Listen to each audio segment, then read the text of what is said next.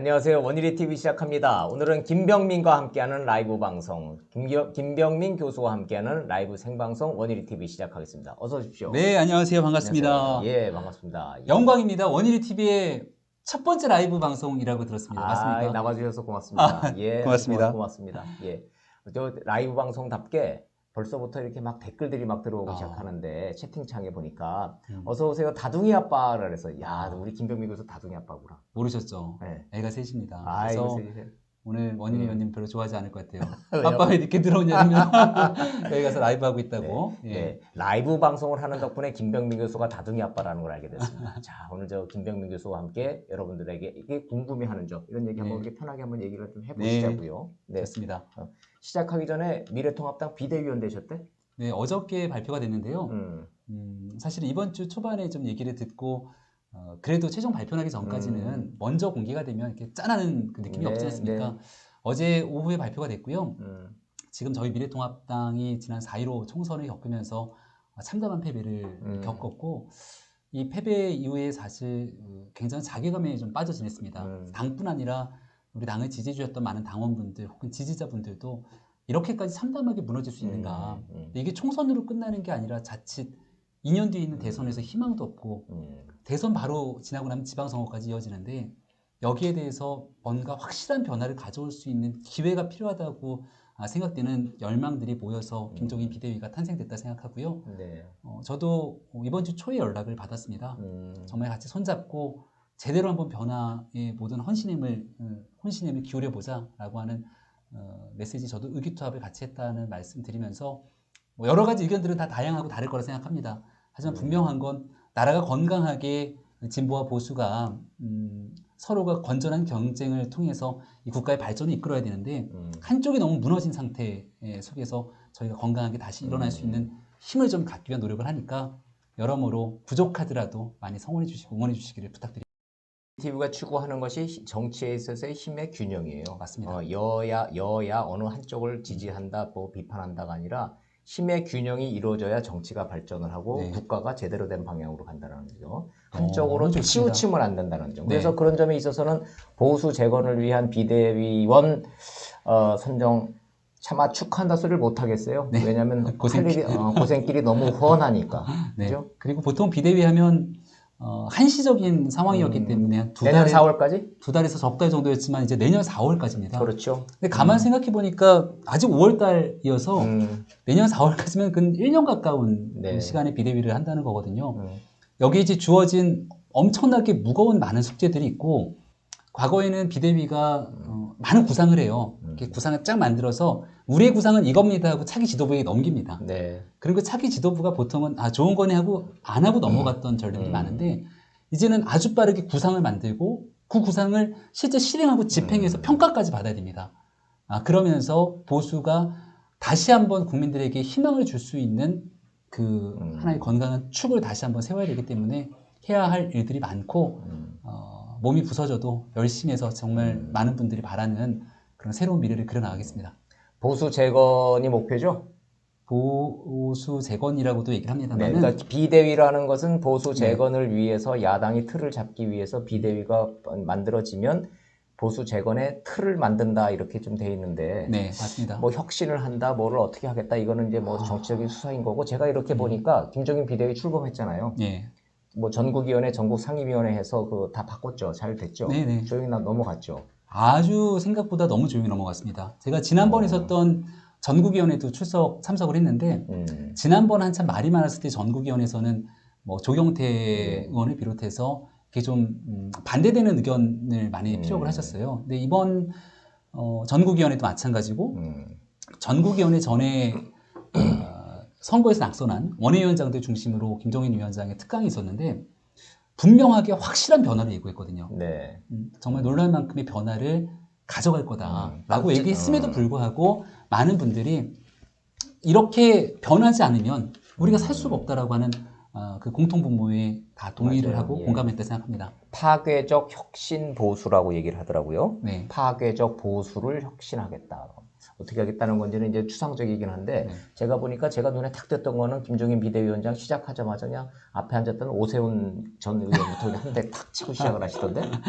또 오세훈 전 시장님도 굉장히 위트 있게 받아넘기면서 시대가 많이 변했다. 예, 예. 그러니까 그때의 복지 패러다임가 변했기 때문에 그 변한 점들 또 흔쾌히 받아들인다 얘기하면서 분위기 좋게 넘어갔거든요. 보수 정당이 무너지는 그 첫 발걸음을 이 무상급식 이 주민투표 붙이면서부터 시대의 흐름을 읽지 못했다 이렇게 생각하시는 것 같더라고요. 그러니까 비대위가 가져가야 되는 모든 일성은 변화입니다. 그 변화는 시대가 요구하고 있는 변화가 있는데 예. 우리만 그 변화를 외면하면서 계속 우리가 원하는 길을 가다가는 국민의 마음을 얻지 못하고 영원히 집권의 길은 요원해진다. 그러면 그 피해가 정당과 당원들과 지지자들에게 돌아가는 게 아니고 네. 국가와 국민에게 돌아가거든요. 네. 근데 그 변화에 대한 첫 번째 큰 흐름이 2011년도 무상급식 때 왔다. 네. 근데 우리는 그 기회를 제대로 잡지 못했고 하지만 그 다음에 있었던 2012년도에 경제 민주화를 비롯한 복지 패러다임을 먼저 선제적으로 대응했거든요. 아하. 가장 대표적인 케이스가 기초연금일 겁니다. 네.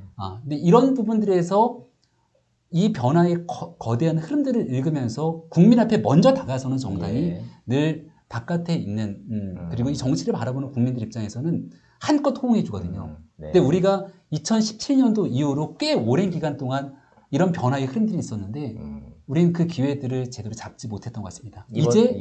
이번 선거에서 그거를 예. 제대로 잡지 못했죠. 네. 시대의 흐름을 국민들의 그런 여망을. 여망, 욕구, 국민들이 뭘 원하는지 이런 거에 대해서 좀 뭔가 좀 시대 정신을 잘못 읽었다라는 자성이 분명히 있긴 분명히 있어요. 있고요. 제가 요즘 늘 얘기하는 게 대통령 지지율에 대한 여론조사 늘 얘기합니다. 근데 대통령 지지율에 대한 여론조사가 사실 조국 전 장관 사태로 많이 나빠졌어요. 그럼 제가 좋아하는 그 옛날 광고 중에 하나가 사랑은 변하는 거야 뭐 이런 광고 있지 않습니까? 사랑은 변해요. 지지율도 변해요. 지지율도 변하고 대통령과 정부를 바라보는 민심, 야당을 바라보는 민심도 변합니다. 시시각각 변해요. 네. 근데 우리는 과거에 봤던 가장 대통령에 대한 부정적인 인식 그리고 우리를 향한 긍정적인 인식에 사로잡혀서 그 변화의 흐름을 잘 못 읽는 겁니다. 그게 3월달 한 달 동안 엄청나게 많은 변화들이 있었는데 이걸 캐치하지 못했던 큰 실패를 저희들이 경험했다 생각하고요.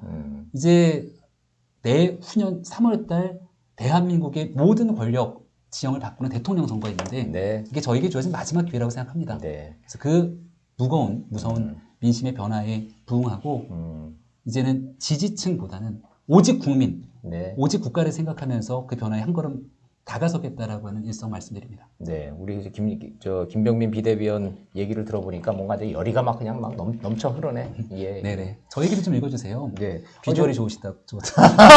아니 우리 김병민 교수 비주얼 좋다는 얘기예요 지금. 예. 저 하나 읽어드릴게요. 네, 림이라는 저기로. 두 분이 방송하시는데 정기적으로 해주세요. 그러는데 우리 이제 오늘 첫 시작했는데 정기적으로 해달라. 좋습니다. 아유, 감사합니다. 대외 채널을 일원화해서 가능하런지요는 네. 요거 약간의 오해가 있을 것 같아서 말씀드리는데 네. 오늘 기사를 보니까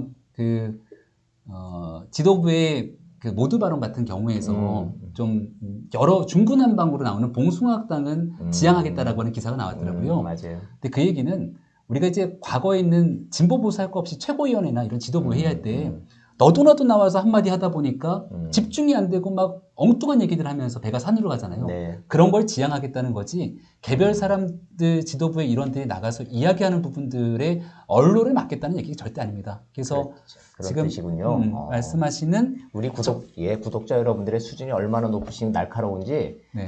김종인 비대위원장이 대외 채널을 일원하겠다 그러니까 뭐야 독재하겠다는 거야 이렇게 해서 벌써 딱 찌르고 들어오시잖아요. 이게 바로 근데 몇 시간 전 뉴스예요. 예. 네, 그래서 무튼 정기적으로 불러주시면 열심히 또 응하겠습니다. 고맙습니다. 자, 홍이라는 이름으로 들어오시는 우리 구독자 여러분, 깨끗한 보수, 힘 있는 보수, 그리고 광남이님 정직.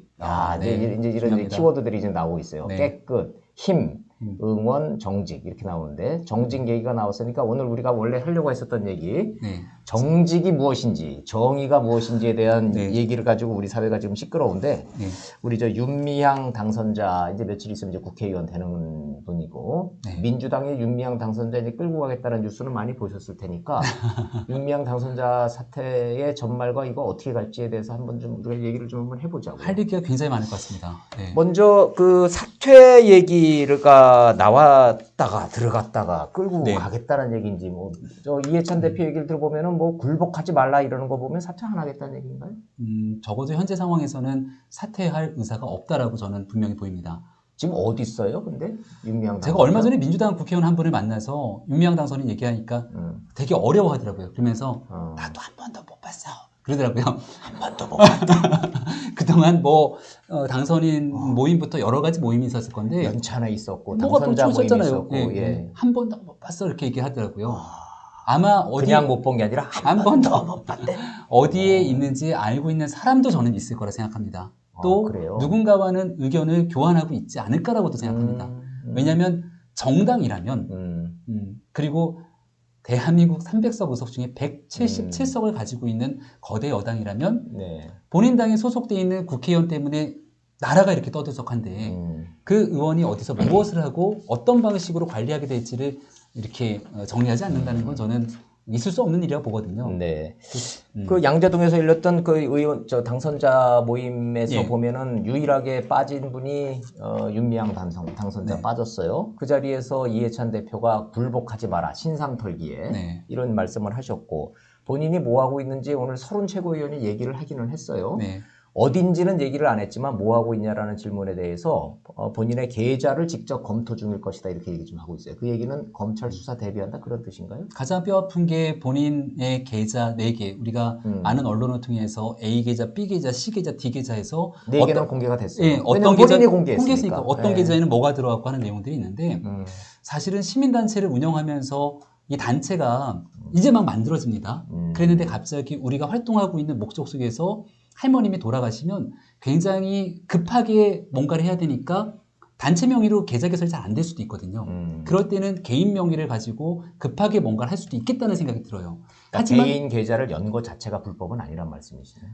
그 특별한 상황이 있는 경우나 예. 혹은 이 단체가 처음 시작하는 단계여서 뭐가 좀 어설플 때 근데 여기는 30년 됐기 때문에 제 말이 그 말입니다. 법인 계좌가 있거든요. 아주 오랜 기간 예. 동안 활동했던 단체고 대한민국에서 정대협이라고 하는 그 단체가 갖고 있는 상징성이 있지 않습니까? 네. 그러면 그 단체가 공식적으로 운영하게 되는 이 법인의 계좌들이 있을 건데 왜 이런 거를 다 차치하고 개인 계좌를 통해서 돈과 기부금을 예, 받았을까에 예. 대해서는 여전히 그 해명이 명확치가 않습니다. 네. 그래서 이 문제가 아마 검찰이 들여다보게 되는 핵심적인 쟁점이 볼 거라고 보고 그렇죠. 단체보다는 개인의 계좌로 들어왔기 때문에 여기에 대한 모든 온전한 책임은 윤미향 당선인에게 돌아가는 터라 이걸 지금 면밀히 보고 있는 상황으로 봅니다. 김 교수님 얘기를 들어보니까 서른 최고위원이 지금 윤미향 당선자 뭐 하고 있을까요? 이렇게 물어봤을 때 본인 계좌 들여다보고 있을 거라는 얘기가 그래서 맞네. 그러니까 네. 본인 계좌를 들여다보고 거기에서 뭐가 문제가 되는지를 지금 검토하느라고 두문문출하고 있다.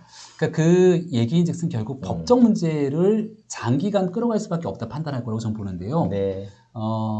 당에서는 이제 그렇습니다. 늘 어려운 문제가 나올 때마다 전가의 보도처럼 쓰는 게 있지 않습니까?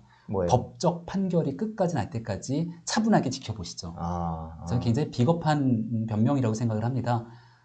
물론 사법의 영역에서는 대법에서 최종 확정 판결이 날 때까지 무죄 추정의 원칙이라는 것이 존재합니다만 그거는 공적인 관계 속에 공인에 해당되는 영역이 아니라 네. 정치의 영역이 아닌 일반의 영역이고요.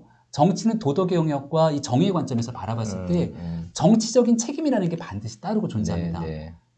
근데 지금 얘기가 나오고 있는 모든 사법적 판단이 끝난 뒤에 가서 거기에 따라 책임을 묻겠다고 한다면 박근혜 전 대통령의 재판 아직 대법에서 최종 확정 판결이 나지 않는 상황입니다.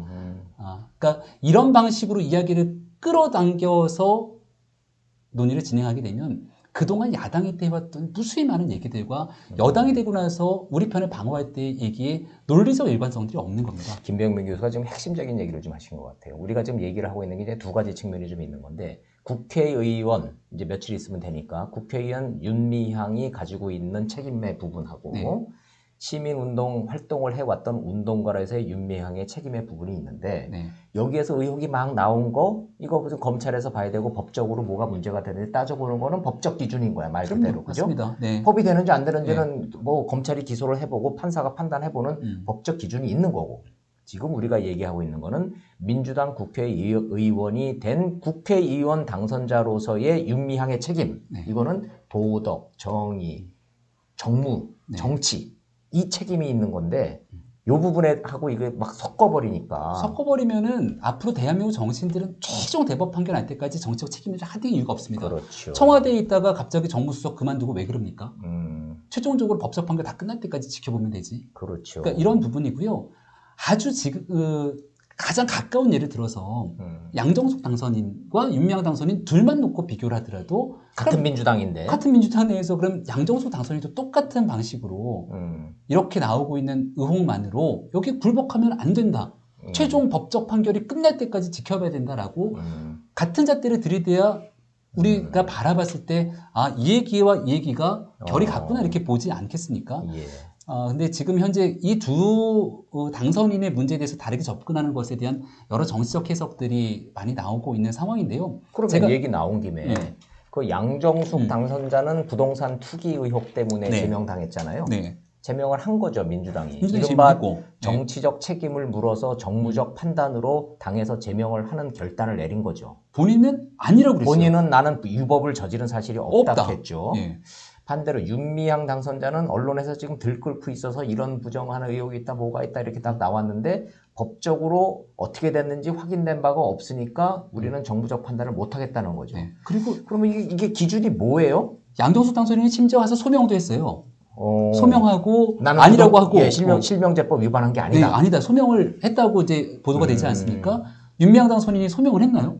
안 했죠. 지금까지 나온 얘기에 따르면 이 정확하게 얘기되고 있는 무수히 많은 의혹들에 대해서 어떻게 정당이 소명되는지를 알 수가 없는 겁니다. 그럼 같은 사안에 대해서 한 정당이 이런 두 가지 잣대로 두 가지 판단을 하는 이 정치적 이유가 뭐라고 생각하는 거예요? 한 언론의 보도입니다. 네. 한 언론의 보도에 따르면 양정숙 당선인은 완전한 우리 편이 아니라는. 그러니까 그동안 걸어왔던 길이 예. 뭐 정수장학회 뭐 이런 지났던 행적들 때문에 왔다 갔다 하는 우리의 보호 테두리 내에 없는 그 내용과 완전하게 우리와 같은 맥락에서 활동해왔던 뭐 이런 얘기들을 쓰기도 하던데요. 동지가 아니에요. 동지 의식이 없는 그래서 이런 표현을 저는 쓰는 거 별로 좋아하지는 않습니다만은 운동권 동지 의식이라고 하는 같은 테두리 내에서 서로 얽혀져 있기 때문에 윤미향 당선인은 애써 굳이 보호하려는 것 아니냐라고 얘기를 합니다. 근데 제가 드리고 싶은 가장 대표적인 얘기는요. 의혹이 처음에 막 불거져요. 근데 아직 시작도 안 했습니다. 네. 회계 얘기 몇 개 나오기 시작했을 때예요. 그때 민주당 현역 국회의원과 당선인들이 모여서 호위무사를 자청하고 나섭니다. 그리고 이 공격하는 사람들을 대상으로 오히려 친일 등의 프레임을 바탕으로 이 비판하는 사람들을 공격하기 시작하죠. 이 문제의 핵심은 결국 위안부 피해 할머니인 이용수 할머님으로부터 문제가 제기됐음에도 불구하고 어느 국민이 보더라도 혹시 이거 진영 논리로 몰아가는 것 아니냐라고 느낌이 들 정도의 얘기를 끄집어낸다는 거죠. 이제서야 그러니까 이해가 되네요. 우상호 의원이 윤미향 당선자 문제에 대해서 같은 동지라는 용어를 썼는데 윤미향 당선자는 같이 운동권 출신의 동지적 개념이 있는 거고 양정숙 당선자는 뭐 같은 당 소속이고 같이 당선은 됐지만 우리 편 같은 동지, 같은 운동권 활동을 했던 전력이 없기 때문에 그런 동지 의식이 없었다. 그렇게 해석하는 게 어느 정도 지금 바라보는 제3자적 관점에서는 합리적 설득이 된다 생각하고요. 앞서 제일 처음에 물었던 질문 이게 이제 사법의 영역이 다 끝날 때까지 기다리면 된다라고 하는 하나의 관점이 있을 텐데 제가 돌이켜서 좀 얘기를 드리고 싶은 건 이 문제가 4월 15일 총선이 있기 한 열흘 정도 전쯤에 터졌으면 더불어민주당, 그 당시 더불어시민당은 어떤 결정을 했을지만 생각해 본다면 그러면 저는 공당이 해야 되는 지금의 입장은 아주 명확해진다고 생각합니다. 왜냐하면 국민들은 이러한 논란을 바탕으로 더불어시민당에 표를 준 게 아니라고 저는 생각하거든요. 그렇죠. 이 모든 것이 이제 선거 전이었다 그러면 얘기가 완전히 다른 얘기죠. 완전히 달라지겠죠. 그래서 우리 클라인 아인이에요? 저분 이름이 뭐라고 읽어야 돼요? 네, 영어 이름을 좀 쓰셔서 성을 아인이라고 해야 되겠다.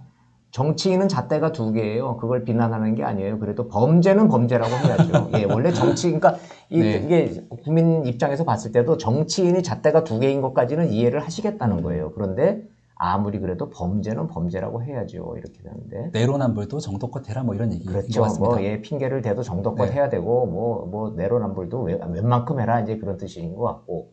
구름빵님이 윤미향이 내일 기자회견 한다고 한대요. 근데 내일 기자회견 한다고 공식 발표된 거는 하셨나 모르겠네. 근데 하여튼 벌써 얘기가 나오네요. 윤미향이 내일 기자회견 한다고 하는데 무슨 궤변과 변명으로 여론을 호도하고 국민을 바보로 만들려고 하는지 지켜봐야 되겠습니다. 그래서 같이 좀 지켜봐야 되겠습니다. 네. 아, 이런 이제 의견들을 막 주고 계시네요. 예. 네. 예.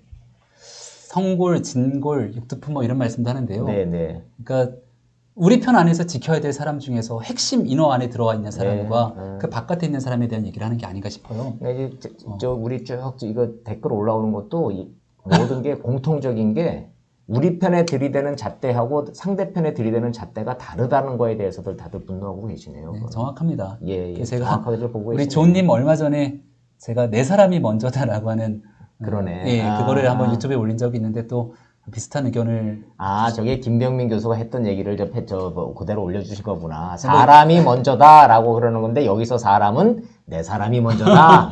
뭐 여러 사람들이 그런 얘기를 했습니다만 바로 얼마 전에 이 윤미향 당선인을 둘러싸고 여론조사에서 70%가 넘는 국민이 당선인 사퇴를 주장하고 있는데 그렇다면 문재인 정부 뭐 초기도 마찬가지지만 대통령 되기 한참 전인 2011년도, 12년도에 썼던 사람이 먼저다라고 하는 그 메시지들이 아주 오래전부터 회자가 되지 않았습니까? 먹혔죠. 예, 그 슬로건이 먹혔어요. 그래서 그 사람이 먼저다라는 생각을 바탕으로 국정을 운영하고 정당은 그 국정 운영에 대한 철학을 같이 하는 사람들이 모인 집단이기 때문에 사람이 먼저다라고 하는 그 신념을 공유하고 있다면 70%가 넘는 국민이 아니야라고 얘기할 때 어떻게 이런 얘기를 하는가. 그리고 저는 사람이 먼저라고 했을 때 사람에서 평범한 국민을 얘기하기도 합니다만 적어도 제가 문재인 대통령의 선거 구호를 보면서 느꼈던 이 사람은 내 사람이다.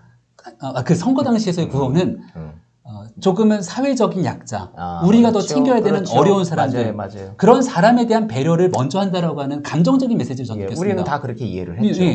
근데 대한민국에서 우리가 가장 먼저 생각해야 되는 역사적 아픔을 갖고 계신 분이 이용수 할머님 같은 위험 피할머님이라고 저는 생각합니다. 피해자 중심으로 생각하자고 그랬잖아요. 네. 근데 어느 순간부터 사람이 먼저다라고 얘기했으면 이용수 할머님에게 이렇게 얘기할 수 있었을까라는 정말 참담한 심정이 들기 때문에 내일 이제 기자회견을 한다고 하는데 할머님에게 2번, 3번, 4번 피해주는 그런 일이 제발 좀 하지 않았으면 좋겠습니다. 네.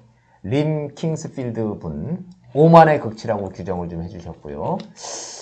다른 분들이 송원영님 윤미향을 안 볼 수 없을까? 하필성님 사퇴하지 않고 계속 버티는 게 좋을 수도 있어요. 조국이 광화문 집회로 이렇게 됐으니까 그러니까 결국은 이제 관심사들은 사퇴 여부네요. 네. 요거는 좀 우리도 좀 정리를 해서 좀 전망을 좀 해드려야 될 것 같은데 윤미향 당선자 5월 30일 국회의원 신분 얻기 전까지 사퇴한다 안 한다? 저는 지금까지 버텼으면 안 할 확률이 훨씬 높다고 봅니다. 안 한다? 네. 안 할 것 같다? 네. 본인 입장에서 사퇴를 한다고 마음을 먹었으면 조금 더 빠르게 입장을 정리했을 것 같고 그러면 정당, 그러니까 더불어민주당이 내는 메시지도 조금 더 강경하게 이 부분에 대해서 국민의 마음들과 함께 호흡하는 메시지를 냈을 것 같은데 특히나 지금 이제 뭐 언론에서는 친여 방송인이라고도 얘기를 합니다.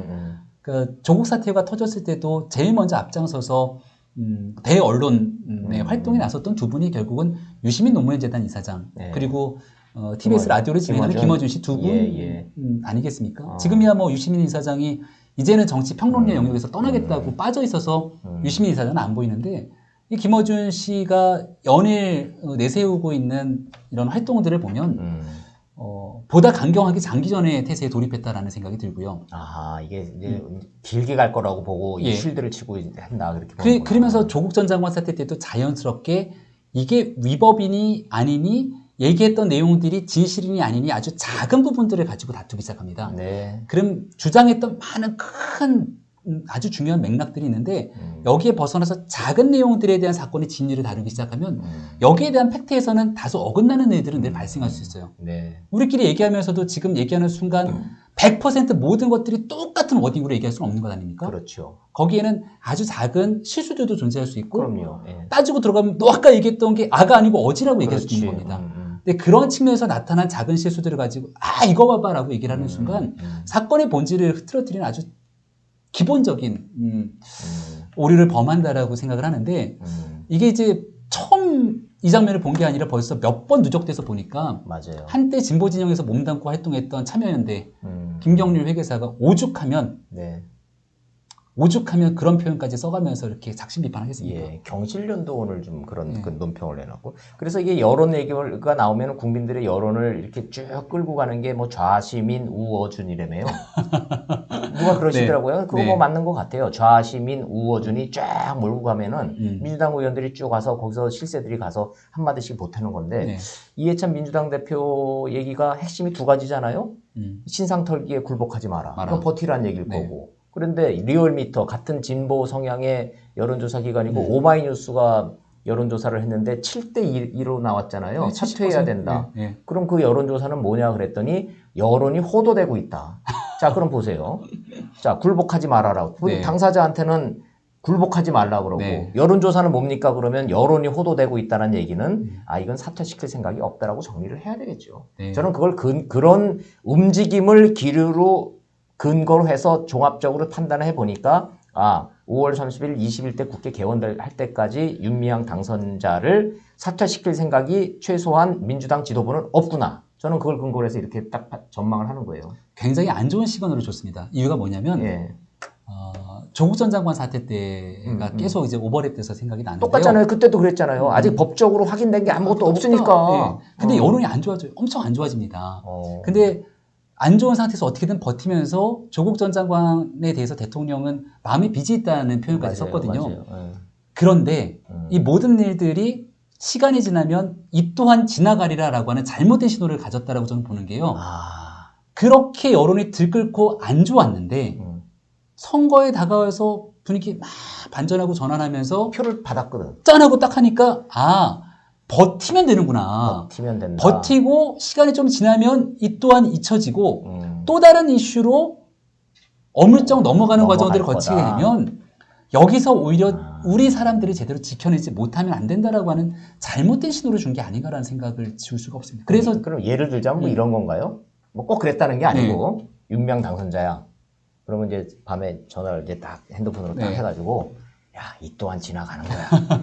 좀 버텨. 조금만 버텨. 힘들겠지만 버텨. 힘들지만 버텨. 시간 지나고 나면은 국회 개원하고 가면 또 이렇게 또 다른 이슈 터지면 넘어가는 거야. 버텨. 이렇게 간다 이거죠. 거기에 대해서 직접적으로 얘기했는지 암묵적인 공감대가 형성되는지 모르겠는데 중요한 건 이런 겁니다. 여기가 무너지면 그 다음은 누가 뚫려?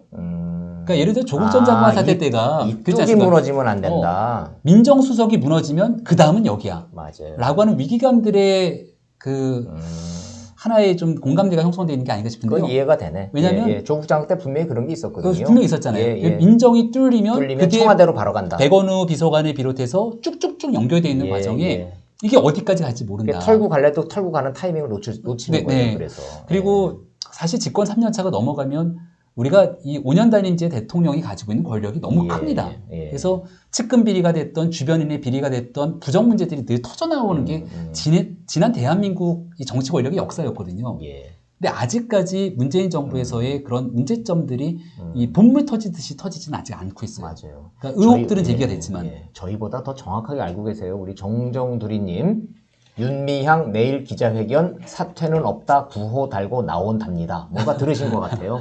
사퇴는 없다. 그리고 님 킹스필드님 앞에 보내주신 그 댓글 보면은 177석 중에 윤미향이 몇 명이나 될까요? 또 다른 윤미향이 뭐 몇 명이나 될까요? 이렇게 윤미향 하나뿐이겠느냐 뭐 이런 얘기겠죠? 그러니까 이 얘기가요. 저 177석 중에 이제 한 분은 윤미향 당선인이고 또 한 명이 이 논란에 같이 얽혀져 있잖아요. 누구? 이규민 당선인.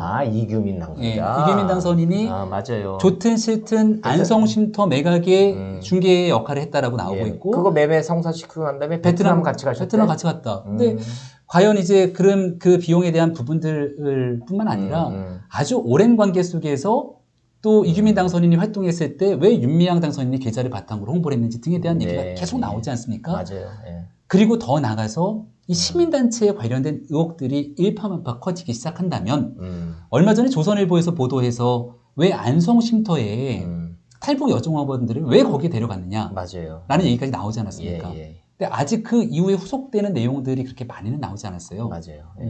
그러니까 이게 어디까지 연결될지 모른다라고 하는 위기감들이 있지 않는가 싶은데요. 그러니까 이게 그 조국 사태 때하고 좀 비교를 해보면 조국 사태 때 조국을 버티려고 했었던 그 민주당의 기류의 가장 큰 이유는 조국이 무너지면 민정수석이 무너지는 거고 민정수석이 뚫리면 청와대 고위로 대통령한테 공격이 바로 간다라고 하는 위기의식이 발동을 한 것처럼 윤미향 당선자도 윤미향이 무너지면은 정의연이 무너지는 거고 정의연이 무너지면 이 정권의 근간이 되고 있는 시민단체 전체가 공격받는다 이런 위기의식이 있다. 왜냐하면 이건 전적으로 조선일보 보도의 내용입니다.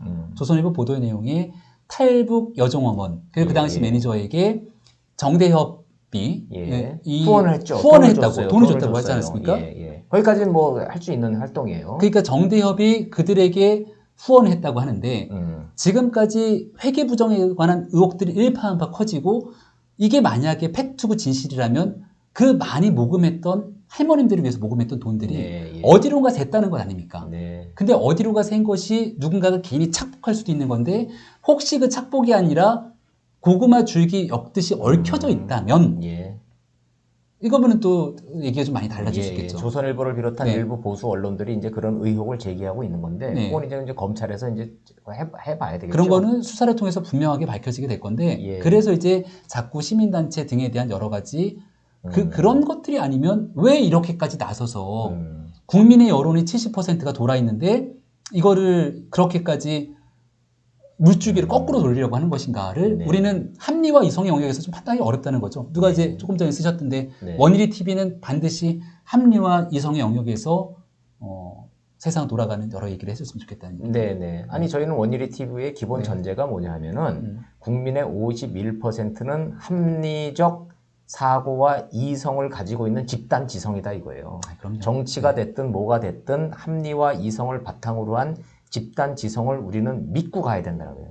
그 51%의 국민들이 결국은 정권을 선택하는 거고 선거 때마다 사안별로 스윙 보터로 옳고 그름을 구별해주는 유권자들이니까 우리는 뭐 어떤 특정 집단을 매도를 하거나 비판하고자 하는 것이 목적이 아니고 51%의 합리 중도 이성 집단 지성을 믿고 가보자 이제 그런 얘기입니다. 하여튼 근데 어찌됐든 그 댓글 올라오는 것만 쭉 봐도 이게 그냥 윤미향 개인의 문제 비리가 아니다. 이거는 좀 근본적인 좀 문제가 있다 하면서 이제 시민단체 얘기도 많이 나오고 있고 검찰이 이런 거에 대해서도 수사를 좀 해야 된다. 뭐 이런 얘기 많이 나오고 있어요. 왜냐하면 이 정도일 거라고는 누구도 감히 생각하지 못했고요. 우리가 정의연, 정대협 같은 경우는 뭔가 문제가 있다고 하더라도 대한민국에 있는 국민 중에 선뜻 나서서 위안부 피해 할머님들을 위해서 활동하고 있는 시민단체에게 뭔가 문제를 제기할 수 있는 국민들은 저는 거의 없었을 거라고 봅니다. 맞아요.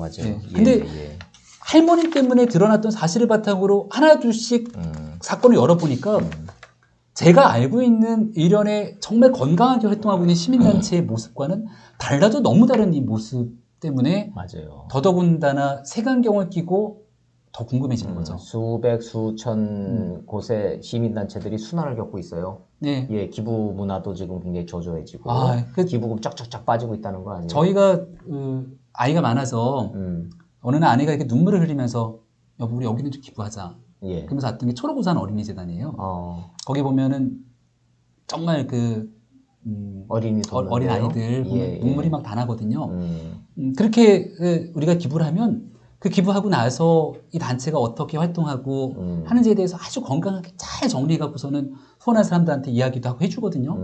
그러니까 이렇게 활동하고 있는 사람들이 자칫하면 모든 단체들이 매도될까봐 걱정되는 분위기가 너무 큽니다. 그게 크죠. 이것도 마치 또 이제 위안부 활동도 그래요. 네. 운동도 이용수 할머니가 얘기를 좀 했잖아요. 윤미향의 개인 비리 의혹하고 맞습니다. 정의연의 활동, 위안부 활동하고는 분리돼야 된다. 예, 위안부 이 활동 문제는 일본하고의 문제가 있기 때문에 이 문제는 어떤 형태로든지 해결을 해야 되는. 네. 이게 중단되면 안 되는 거예요. 네. 그죠? 할머님이 원하는 건 명확합니다. 운동의 예. 방식이 바뀌어야 된다는 맞아요. 겁니다. 예. 개인이 중심이 되는 소수의 명망가 중심이 아니고 그리고 이게 할머님이 했던 얘기 중에 저는 가장 마음이 아팠던 게 편가르기 한다는 거예요.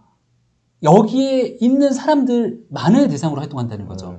할머님이 이 외국에 가려고 했을 때 할머님은 아니어서 안 돼요라고 얘기했다는 후원금을 외국에 가기 위해서 모금을 해놓고도 그러니까 여기에 온 사람들에 대해서만 이분들을 중심으로 활동하는 모습들이 보여왔다는 거잖아요. 근데 우리 국민들이 바라보기에는 대한민국에 생존해 계시고 그리고 밝히지 못하고 있는 무수히 많은 분들이 계실 건데 그런 분들을 위해서 어떻게든 하루하루 1년, 2년이 너무 소중하니까 그분들을 위해서 활동해달라는 게 많은 국민들의 욕망 아니었겠습니까? 맞아요. 예, 저는 개인적으로 이게 이제 현직 언론인이고 제가 30년 기자 생활을 하면서 이게 이제 몸에 밴 게 감정을 노출하면 안 된다. 내 감정을 노출하면 안 된다라고 하는 어떤 강박관념을 갖고 있거든요. 네. 왜냐하면 그러면 편향성이 생기니까. 너무 냉철하세요. 아니, 그거는 예, 예.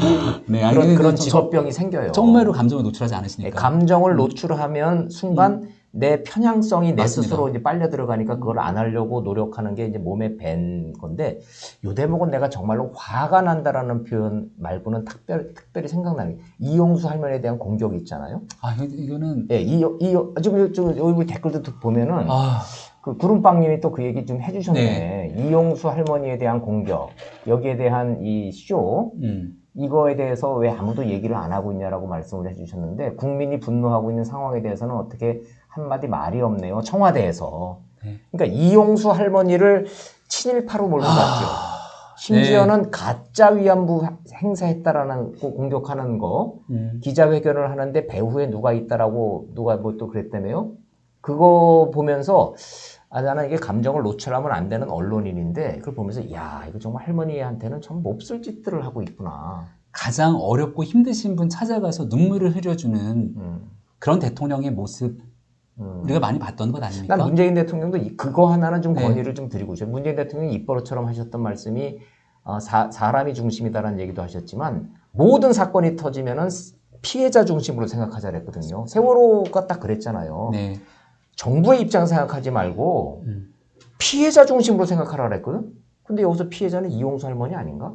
그런데 그 피해자 당사자인 이용수 할머니 입장에서 생각해서 왜 떠드는 사람이 한 명도 없냐고. 나는 이건 좀 화가 나. 오히려 이용수 할머님 입장에서 이야기하는 사람들이 뭔가 정치적인 공격과 프레임을 얻기 위해서 얘기하는 것처럼 매도를 합니다. 친일 수구 뭐 토착 왜구들이 뒤에 있다 뭐 뒤에 있다. 이런 식으로 얘기해서 그러면 이용수 할머니가 친일파 되는 거잖아요. 그건 아니잖아요. 정말 너무 저는 참담한 게요. 정치인들이 그러면 안 됩니다. 그러니까 어떤 이유로 어떤 목적으로 그랬는지 모르겠습니다만 할머님이 하고 있는 얘기에 귀를 조금만 기울이면요. 90이 넘는 할머님께서 왜 그토록 절절하게 나와서 아주 오래전 본인이 겪었던 그 상처까지 다 이야기를 하면서 얘기를 했겠을까에 대한 그 부분을 봐야 돼요. 할머님이 말씀하셨던 여러 얘기들 중에서 왜 이 할머님께서 여기까지 나와서 이런 얘기를 하실까를 봐야 되는데 정치적인 목적이 꼭 있는 것처럼 나와서 본인이 비례대표 정신이 안 됐는데 그 윤미향 당선인이 되니까 꼭 배가 아파서 그런 것처럼 얘기하는 분들은 아니 요거는 우리가 저 사실관계는 좀 명확하게 우리 시청자 여러분들한테 좀 정리를 좀 해주고 넘어갈 필요가 좀 있는 거예요. 목 좀 축이시고 그건 우리가 사실관계는 명확하게 해야 돼. 이용수 할머니가 국회의원이 되고 싶어 했었다. 팩트죠. 하려고 했었죠. 거기에 대한 팩트 하나만 더 할머님의 말씀에서 언급하면 할머님이 먼저 하려고 했던 것이 아니라 할머님이 돼야 된다고 생각해서 기탁금을 누군가 냈기 때문에 이미 여기까지 온 상황이면 내가 가서 위안부 문제 해결을 위해서 노력하겠다 라고까지 얘기했던 게 팩트입니다. 뭐 좋아요. 더 정확한 팩트이긴 한데 근본적인 팩트는 할머니가 국회의원이 되고자 했었던 욕구가 있었던 거는 우리가 부인하면 안 되죠. 팩트는 팩트니까. 그건 사실입니다. 왜냐하면 출마 기자회견을 했거든요. 네. 근데 정확하게 기억이 난단 말이에요. 그런데 그 당시에 더불어민주당의 전신이니까 민주통합당이죠. 네. 민주통합당이 비례대표 순번을 40번까지 발표를 했거든. 네. 기탁금까지 내고 출마 선언까지 했거든요. 그 이용수 할머니가. 네. 근데 40번 안에 없었어요. 없었죠. 그 얘기는 민주당이 이용수 할머니까지 챙길 여력이 그 당시에 없었어요. 비례대표로. 그죠? 네. 그래서 안 된 거야. 네. 자, 그런데 그거는 팩트예요. 그건 팩트야. 그리고 윤미향은 말렸고. 위안부 문제 해결하려는데 왜 국회를 가냐? 우리가 바깥에서 해야 된다고 윤미향이 말렸으니까. 네. 자, 그런데 할머니가 국회에 들어가서 위안부 문제를 해결해야 되겠다라고 정치적인 욕심, 야심, 표현이 뭐가 됐든지 간에 그런 계획을 갖고 있었던 것이 팩트라는 이유로 이제 와서 할머니가 지금은 자기는 못하고 윤미향이가 국회의원 되니까 그게 배가 아파서 저런다라고 그거는 이게 논리 구조가 맞아요? 나는 그건 좀 이해가 잘 안 되는 거예요. 예를 들어 그런 겁니다. 대한민국에는 정치 배지를 달겠다고 하는데 개인적 야욕을 갖고 있는 분들도 계시겠지만 대한민국 국회의원이 돼서 내가 국가를 위해서 뭔가를 해보겠다는 의지를 갖고 계신 분들이 상당합니다. 그래서 때로는 대한민국 비례대표가 되겠다고 공개든 비공개든 많이 이렇게 어플라이를 하신 분들이 그렇죠. 상당히 존재합니다. 그때 안 되신 분들은 더 많습니다. 그럼 그분들이 앞으로 나와서 사회활동하는 모든 문제들에 대해서 조금이라도 수가 틀리거나 정부에 대한 공격이 있거나 나와 정치적 노선이 안 맞으면 저 사람 옛날에 저거 정치하려고 했던 사람 때문에 그런 거야? 맞아요. 그렇게 매도합니까? 아니, 김 교수님, 김 교수. 그게 지금 말씀하신 게 난 본질이고 핵심으로 보는 거예요. 이 문제의 현 상태에서의 핵심과 본질은 이용수 할머니가 국회의원이 되고자 했었던 욕구가 있었느냐 없었느냐가 본질과 핵심이 아니고 할머니를 둘러싸고 있는 정 의원과 윤미향의 부정이 있었느냐 없었느냐 그게 본질이고 핵심이라는 얘기예요. 그 8년 전에 그 할머니가 국회의원 출마를 하려고 했었다 안 했었다라는 이유만으로 지금 이 부정의 의혹이 덮여지는 게 아니라는 얘기예요. 제가 100번을 양보해서 저희 같은 정치인들이 뭔가 문제가 벌어져서 되도 않은 논리를 가지고 그런 사람들 공격하거나 정치적 쟁점으로 몰고 가면 거기까지도 100번 양보해서 알겠다는 겁니다. 우리 역사에서 가장 큰 피해를 봤다고 얘기하는 위안부 피할머니잖아요. 맞아요. 그분들을 위해서 그동안 민주당이 해왔던 얘기, 그동안 해왔던 행동들에 정말 손톱만큼의 진정성이라도 있으면 이렇게 하면 안 됩니다. 맞아요. 좋습니다. 자, 우리가 이제 계속 이 얘기만 할 수가 없으니까 자, 이제 사퇴는 안 할 것 같고 할머니에 대한 공격은 이러이러한 그 논리적 부당성이 있다라는 것까지 얘기를 하는 와중에 저희가 오늘 이제 생방송으로 진행을 좀 하고 있는데 인터넷 환경이 지금 오락가락하고 있어서 어떤 분들은 잘 들리시는 것 같고요. 어떤 분들은 소리가 적거나 버퍼링이 심하다고 지금 하시는 분들이 좀 있습니다. 임빛나님 버퍼링이 심해요. 슈레더 홍 지금은 소리가 작다고 아우성 우우 이러시는데 인터넷 환경 때문에 좀 그런 것 같아요. 혹시 이게 좀 끊어지거나 버퍼링이 있거나 소리가 작고 그러면은 양해를 좀 부탁드리고 다시 보기로 다시 올려드리면 얼마든지 보실 수 있으니까요. 조금만 좀 양해를 좀 부탁드릴게요. 죄송합니다. 너무 고마우신 분들이에요. 왜냐면 이렇게 사실은 오류를 조금씩 수정하면서 원일이 TV의 라이브 방송이 더 업그레이드 되는데 오늘 첫 방에서 사실 이 정도 라이브가 나왔다는 건 저는 그래도 굉장히 성공적이라고 생각하거든요. 고맙습니다. 이렇게 봐주시면서 계속 요거 고쳐주세요라고 얘기하시는 분들 감사합니다. 너무너무 고맙고요. 저 마지막에 이상민 TV 혹시 아세요? 이상민 TV도 들어오셨다. 우리 상민 씨가 그 성대묘사 기가 막히게 하는. 맞아요. 들어오셨다. 이상민 TV에서 들어와서 또 격려 말씀을 해주시네요. 아이고 감사합니다. 자, 백성들이 현명할까 의문이다. 무명님 또 이렇게 주셨고, 백성들 전 현명할 것 같은데요. 나는 대한민국 국민들의 현명함을 믿습니다. 이번 선거 결과가 뭐 이렇게 좀 거여가 탄생했다 그래서 대한민국 국민들이 바보는 아니에요. 그럼요. 이번에 선거 결과가 이렇게 된 거는 통합당의 잘못, 뭐 여러 가지 외적인 요인 여러 가지가 있으니까 그건 지나간 얘기로 다시 한번 우리가 좀 복귀를 좀 해보도록 하고 시간이 좀 많지가 않아서 시간 잘 가네. 툭툭 가네. 벌써 8시 43분. 궁금해하시는 질문이 있어서 검찰 수사 상황 네. 어디까지 진행되고 있는지 혹시 들으신 거 있어요? 전혀 없죠. 혹시 들으셨나요? 저보다는 없죠. 그래도 현재 언론 없죠. 제가 현장을 뛰던 기자 시절에는 지금쯤 되고 그랬으면 예. 아마 검찰청사에서 저희가 기자들이 막 밤을 새고 있을 거예요. 그저 귀대기라 그래가지고 예, 이렇게 딱 벽에다 대고서 이제 누구 소리가 들리나 이제 귀대기라네 귀대기 그거 하고 그거 한 막내 기자는 그거 하고 있고요. 그 밑에 더 막내 기자는 뭐 하는 줄 알아요? 새벽 4시쯤 돼서 검찰청사에서 나오는 쓰레기차 뒤지는 거예요.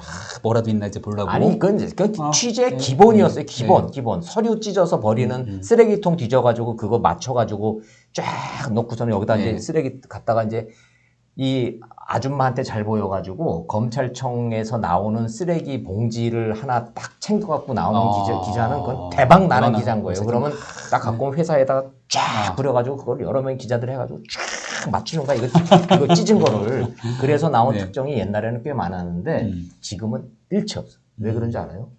그 조국 장관과 추미애 장관님이 해준 피의사실 공표 금지. 이야. 진짜 기사가 안 나와, 기사가. 기사가 안 나오고 뭐가 기사를 쓰면 검찰청에서 바로 저 해명 자료가 나오더라고요. 이러이러한 보도가 나왔는데 피의사실 공표 때문에 저희가 확인해 드릴 수 없습니다. 자, 그럼에도 불구하고 우리가 대충 보면은 분위기가 나오죠. 소환 조사는 할 거라는 얘기가 많던데요. 당연히 해야죠. 안 할 수 없겠죠? 안 할 수가 있으니까. 그런데 관계자에 대해서도 이미 회계에 관련된 뭐 참고인 조사 등이 있었던 걸로 알고 있고. 근데 5월 30일이 되면은 국회의원 배지 달면은 함부로 못 부르는 거 아닌가? 근데 그게 이제 회기가 들어가야 그때 가서 불체포 특권을 쓸 수 있는 그 회기 중에만 그렇죠. 체포가 안 그러니까 되는 법이 상황도. 그렇죠. 그러니까 회기 중입니다. 국회의원은 회기 중 국회의 동의 없이 체포 또는 구금되지 아니한다. 이렇게 돼 있으니까. 그럼 회기가 언제 시작해요? 회기가 시작하는 거는 저도 일정 시크를 안 해봐서. 개원 후 일주일이니까 조금 따져보면 뭐 여러 가지 얘기를 하고 하면은 시간이 조금 있을 거라 보고요. 법적으로는 어찌됐든 그럼 6월 7일 날 개원될 가능성이 높다고 보면은 6월 7일까지는 소환 조사가 가능하네. 그리고 이거는 이제 체포 구금이기 때문에 소환은 회기 중이라 하더라도 그동안 배려하기 위해서 그랬던 거지. 얼마든지 나오려는 의지가 있으면 올 수 있고요. 상황이 심각하다. 그러면 회기 중에도 체포 동의안 보내면 되는 거잖아요. 그런데 이제 그거를 민주당이 177석이니까 70%의 국민이 사퇴하라고 얘기하고 있는 과정에서 저는 표결을 한번 봤으면 좋겠습니다. 과연 어떠한 상태로 표결이 나오게 되는지. 우리 국회의원들이 가지고 있는 국민을 대하는 마음의 진정성은 사실 그런 데서 나타난다고 보거든요. 근데요, 김 교수님. 저는 그런 상황이 좀 안 나왔으면 좋겠어요. 김 교수님 전망이 논리적이기는 한데 저는 그런 상황이 정말 안 왔으면 좋겠어. 왜냐? 맞습니다. 21대 국회가 이 국민의 염원 속에 이제 드디어 이제 시작을 하는데 국회 열자마자 처음 시작하는 게 방탄국회가 되고 윤미향 의원에 대한 체포 동의안이 돼서 그걸로 표결을 해가지고 또 여야가 또 붙어? 그걸 또 우리가 국민들이 그걸 봐야 돼? 난 그거는 정말 피했으면 좋겠어. 그러기 위해서라도 윤미향 당선인 스스로가 자진 출석해야지. 내일 기자회견에서 어떤 메시지를 내고 스스로 검찰에 가서 얘기를 해야 되는데요. 그렇죠. 아니, 근데 오거돈 부산시장만 하더라도 전 진짜 이해할 수가 없는 게 문제가 터져서 광역자치단체장이라고 하는 그 국민이 부여한 엄청난 직무를 순간 이렇게 그만둡니다. 잘못됐기 때문에 그만뒀잖아요. 그럼 그 다음에 어디 가야 되죠? 하루빨리 스스로 자진 출석해갖고 해야 되는데 어디 있는지 알지도 못하고 계속 그러다가 마지못해 마지막에 갔잖아요. 그래서 이제 뭐 조사 한번 봤더니 뭐 긴급 체포영장 해서 뭐 사법처리 수순으로 가는 것 같아요. 그렇게 긴급 체포영장 그러거나 말거나 이제 뭐 다 잊혀졌는데 가져오면은 그 긴 기간 동안 도대체 정치인으로서 받았던 그 무거운 책임은 어디 간 겁니까? 그러니까 윤미향 당선인도 이 정도가 됐으면 그리고 본인 스스로가 계좌 다 봤잖아요. 다 맞아요. 보고 떳떳하다. 내가 떳떳하다 싶으면 가서 얘기하면 되는 겁니다. 자, 클란의 아인님, 제가 발음이 정확한지는 모르겠습니다. 다음에는 저희가 질문하면 그 질문에 답해 주세요 그러는데 질문을 주실 모양이에요. 저희가 답변할 수 있는 질문을 주시면 저희가 얼마든지 노력해 보겠습니다. 근데 굉장히 그 의미 있는 메시지를 딱 쭉 전해주시는데요. 국민 소환제 얘기. 국민 소환제. 제가 작년도에 토론에 나가서 국민소환제 갖고 뜨겁게 얘기했거든요. 예, 국민소환제라 하면은 국회의원이 국민소환제로 배지를 강제로 띄는 네, 그런 그러니까 지방의회는 주민소환제라는 게 있어서 있어요. 지방자치단체장, 예. 지방의원에 대한 소환이 가능한데 대한민국 국회는 국회의원들의 회의를 통해서 제명은 가능하나 본인들이 본인 그 예. 제명은 가능하지만 국민들이 배지를 강제로 띄는 방법이 소환제가 없어요. 없죠. 그래서 그 소환제를 하자고 주장했던 사람들이 있고 국민청원에 올라왔어요 그때. 네. 그래서 여기에 대해 아마도 지금 여권 입장에서는 긍정적인 얘기들이 끄집어냈던 걸로 기억을 하고요.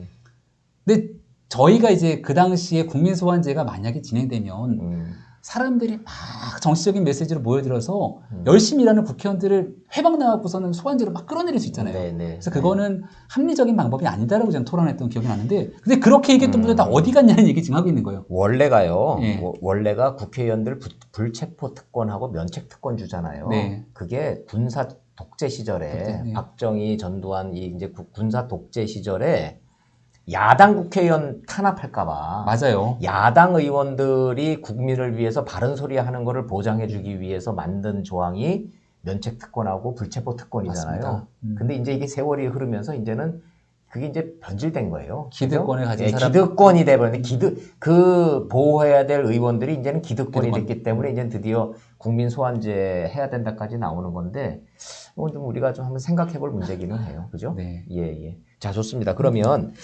그 불체포 특권이니 뭐 방탄국회니 이런 거 얘기 나오기 전에 윤미향 당선자가 스스로 자진 출석해서 이거 소명을 해야 된다. 이것까지는 우리가 그런 공감대가 있는 거죠. 충분히 예, 거기 정리 하십시다. 그렇게 정리하죠. 내일을 한번 지켜보고 예. 그렇게 메시지가 안 나오면 내일 또 한번 맞아요. 논평을 해주시면 될 것 같습니다. 여기서 근데 제일 중요한 거는 민주당 지도부의 결심이거든요. 네. 이해찬 대표 반응을 보면은 이거 뭐 끌고 간다 쪽으로 가는 것 같은데 네. 이낙연 의원 당 대표 출마 선언 사실상 한 거잖아요.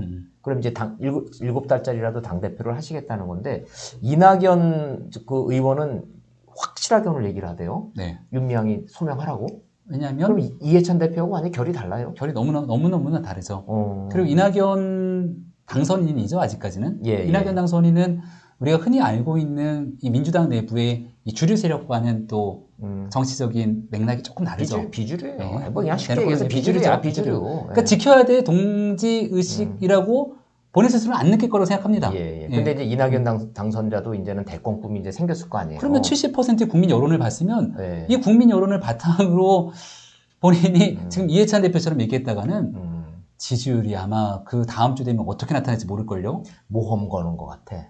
나는 이낙연 저 의원이 이제 의원이죠. 네. 당 대표 출마 선언하고 네. 윤미향에 대해서 이해찬 대표하고 완전히 다른 목소리 내고 야, 근데 그래서 친문하고 한판 붙자. 한판 붙는 이 기선을 이 윤미향이라는 소재를 활용하려고 자 윤미향에 대해서 다른 목소리를 한번 내보자. 이제 이런 거 아닐까라는 이런 생각이 좀 들어요. 거기에 정반대 지점이 김두관 의원 같은 인물이죠. 완전히 이제 윤미향이를 끌어안고 친문을 똘똘 뭉쳐서 내가 친문의 이 지지를 바탕으로 해서 당대표를 하겠다.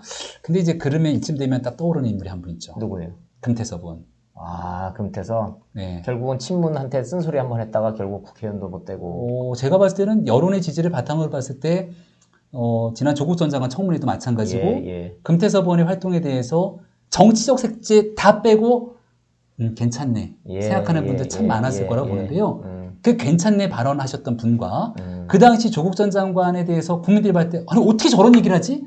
했던 수많은 사람들이 있는데 그냥 결과만 놓고 4.15 총선을 보니까 금태섭 의원은 정치적으로 결국은 낙마하게 됐고 여기서 조국 전 장관을 목소리 높여서 외쳤던 분들은 상당수가 국회에 들어갔습니다. 그러면 이낙연 의원이 윤미향 이 사태를 놓고 다른 목소리 내는 게 큰 정치적 모험이라 보시는 거예요? 그래서 아까 모험이라고 했을 때 제가 하는 느낌이 딱 들었던 게 어마어마한 모험이죠. 근데 그 모험을 뚫고 나가지 못한다면 아무리 높은 지지율을 바탕으로 갖고 있더라도 내부에 든든하게 있는 그 이너서클 내에서 과연 이낙연 의원이 제 역할을 할 수 있을까에 대한 고민들을 할 거고요. 한 번 트라우마가 있거든요. 왜냐하면 조국 사태 때 국회에 나가서 저는 조국 전 장관이 문제가 있다고 생각합니다라고 한마디를 딱 해서 국민들이 야 이낙연 진짜 여당에서 옳은 소리 한 번 했다. 금태섭이만 있는 게 아니다 그랬다가 네. 그 다음날 말을 못 하겠네 그냥. 그 다음날 그걸 뭐라 그래 그냥 하더니 죄송합니다 딱 하고서는 꼬리 착 내렸잖아요. 그래서 그때 다들 야 이낙연 총리가 정말 대권 후보로 우뚝 일어설 수 있는 기회였는데 저 꼬리 내려서 안 된다 그랬는데 지금은 이제 좀 입장이 달라졌죠. 이낙연 계도 생겼고 국회에서의 이제 지위도 이제 됐고 황교안을 꺾은 이낙연이 됐으니까 윤미향 건에 대해서 다른 목소리를 한번 내볼까? 난 이제 저거 흥미진진해. 한번 이낙연 의원이 저거를 계속 꼬리 안 내리고 계속 갈까?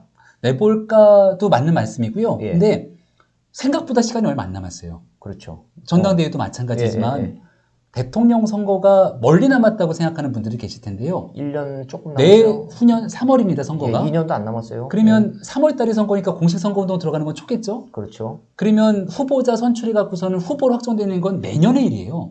그럼 보통 대통령 선거에 후보 확정되기 1년 전부터 선거가 돌아가니까 그렇죠. 올해 여름이 지나서 코로나 국면이 어느 정도가 정리가 된다 그러면 바로 대통령 선거 국면이 들어간다고 해도 과언이 아닙니다. 네. 아유 벌써 뭐 분석 나옵니다. 네네.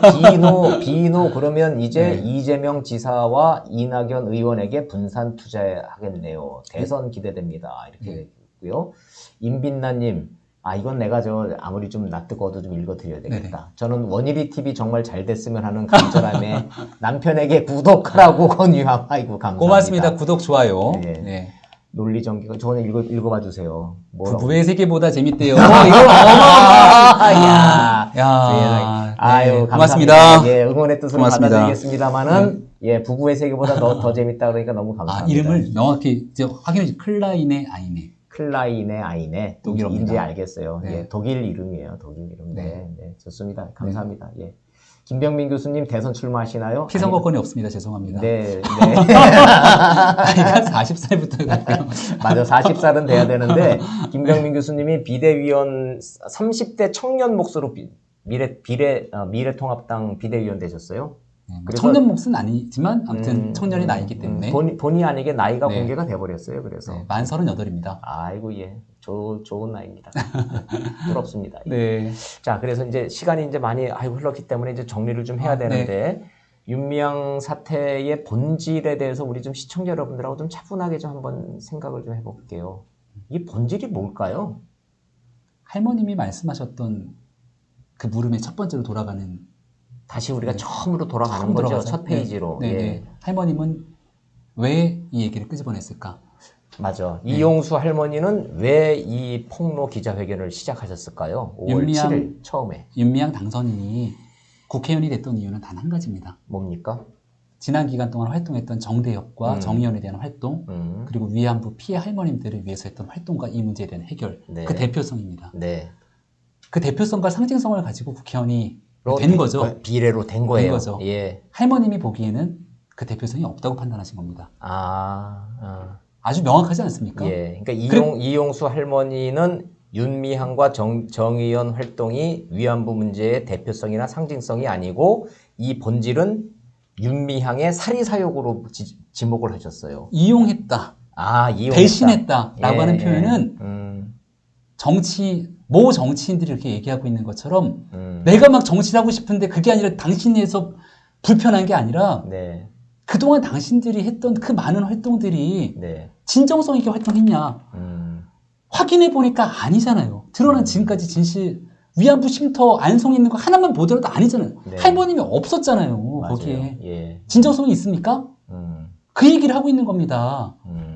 근데 거기에 대한 본질적인 얘기에서 스스로가 돌아봤을 때 내가 국회의원으로 그동안 지난 오랜 활동과 더불어서 앞으로 4년을 활동할 수 있을까에 대한 근본적 물음 앞에 쓴다면 저랑 못합니다. 그러니까 두 가지 본질적 문제가 여기서 우리가 직면해 있는 거예요. 우리 사회가. 자, 명분, 반일, 민주화 뭐 이런 거창한 정치 구호와 이 명분을 앞세우고 그 일을 열심히 했던 사람들이 존재하죠. 우리는. 그죠? 근데 인정해야 돼요. 그분도 열심히 한 거. 그럼요. 일 열심히 하고 막 희생하고 봉사하고 한 거는 그거야. 잘한 거예요. 잘한 거는. 그런데 그렇다고 해서 뒤에서 돈 문제가 좀 불투명하다, 돈을 좀 해먹는다, 이거는 용납이 돼요, 안 돼요? 있을 수가 없습니다. 안 되잖아요. 그죠? 이 문제를 우리는 해결을 하자라는 게 본질적 문제가 좀 하나 있는 거고, 이런 문제를 제기하는 사람한테 대해서 들이대는 잣대가 우리 편하고 남의 편하고 다르면 돼요, 안 돼요? 안 됩니다. 안 잣대는 명확히 잣대는 하나잖아. 하나입니다. 네. 잣대는 하나잖아요. 네. 자, 그럼 이 우리 두 가지 본질적 문제. 명분에 가려서 뭔가 부정이 있는데 이걸 덮고 가야 돼? 이거 안 된다는 얘기고. 네. 그 뭔가 잘못을 지적을 하는 데 있어서 우리 편의 잣대하고 남의 편의 잣대가 달라서 우리 편은 봐주고 그거는 안 된다. 예, 좋습니다.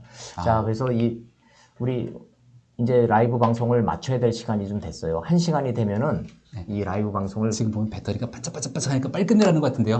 배터리가 끝나간다는 표시가 저거구나. 네네. 네, 하여튼 감사합니다. 오늘 저 시청자 여러분, 원일이 TV 김병민과 함께하는 라이브 방송을 1시간 동안 시청해 주신 여러분께 너무나 감사드리고 많은 댓글 일일이 저희가 다 소개 못 드려서 죄송해요. 그리고 저 오신 저 김병민 교수님, 네. 저 시간이 많지 않으니까 우리 시청자 여러분들한테 그다음에 김병민 TV 구독도 많이 해주시고 좋아요도 많이 눌러주시고 네.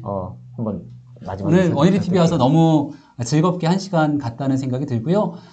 오늘 첫 번째 라이브 방송 같이 해주신 우리 구독자 여러분, 시청자 여러분께 진심으로 감사드립니다. 이제 앞으로 원일이 TV 오늘 이렇게 열렬하게 응원해 주셨던 것처럼 관심 갖고 많이 시청해 주시고 혹시 저를 또 보고 싶은 시청자분들이 계시면 저도 함께 참여해서 앞으로도 열심히 하겠습니다. 우리가 공통의 목적을 가지고 같이 네. 한번 노력을 좀 해보시자고요. 네. 어떤 특정 정파를 위해서가 아니라 맞습니다. 대한민국의 발전을 위해서 네. 정치 권력은 힘의 균형을 이루어야 된다. 맞습니다. 그죠? 견제하고 이렇게 균형이 이루어야지 발전이 된다는 측면에서 우리가 또 노력할 점이 많으니까 앞으로도 많은 참여 부탁드릴게요. 네, 고맙습니다. 자, 고맙습니다. 원일이 TV 81번째로 소개해드린 김병민과 함께한 라이브 방송 여기서 마치도록 하겠습니다. 다음 시간에 또 뵙도록 하겠습니다. 감사합니다. 고맙습니다. 고맙습니다.